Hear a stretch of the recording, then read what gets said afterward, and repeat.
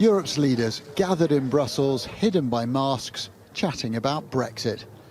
There was no deal signed here, nor much sign that one's on the way. The only real progress, a willingness to keep talks going into November. We are absolutely determined to reach a fair deal with the UK.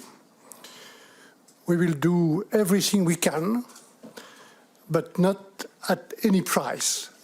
Mr Barnier's boss had arrived earlier, talking about Europe's biggest problem. There are crucial topics on the agenda. First of all, of course, COVID.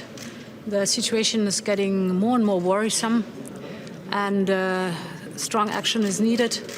Not long after, she proved her own point. Von der Leyen was rushed away to self-isolate. A member of her team had tested positive for coronavirus. So there has been plenty of talk about a potential Brexit deal over there in the European Council today. But look also at what's happened in the margins.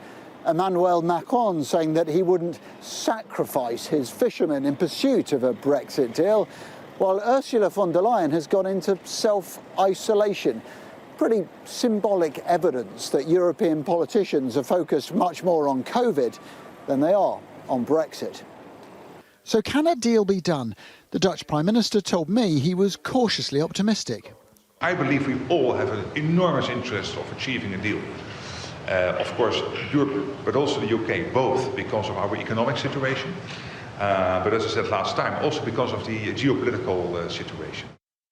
But in a tweet, Britain's chief negotiator was downbeat. Lord Frost writing, disappointed by the European Council conclusions on UK-EU negotiations. Surprised EU is no longer committed to working intensively to reach a future partnership, as agreed with Ursula von der Leyen on 3rd of October. There was an anti-Brexit protest here today, but we know the UK is leaving the EU. The question is how. Progress towards a deal has been painfully slow, and Boris Johnson is now mulling whether to persist with these talks or bring them to an end. Adam Parsons, Sky News, Brussels.